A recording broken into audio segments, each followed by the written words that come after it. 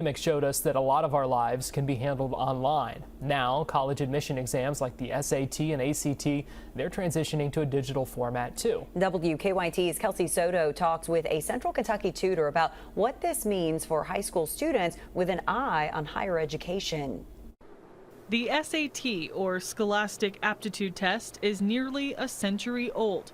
It recently underwent changes to adapt to the evolving landscape of learning. The SAT shortened their digital test from 3 hours to 2.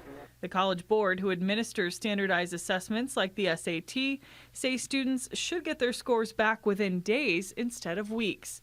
Now the ACT is beginning its own pilot program. 5,000 test takers in December will try a digital version of the exam. The Commonwealth of Kentucky has done a really good job at sort of removing these barriers.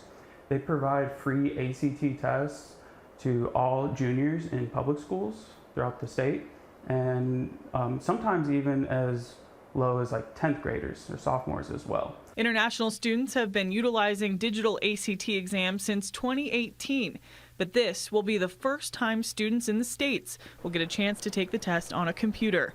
The online format should improve accessibility and level the playing field. Students who didn't have access to calculators just were out of luck. The new system also ensures each student will get a unique test, which would make it practically impossible to share answers. The browser also won't allow a user to open other apps or tabs while taking the exam. In Lexington, Kelsey Soto, WKYT. The ACT has not indicated that the paper version of their test is going away anytime soon. They've indicated that they want students to have the ability to choose their preferred testing formats.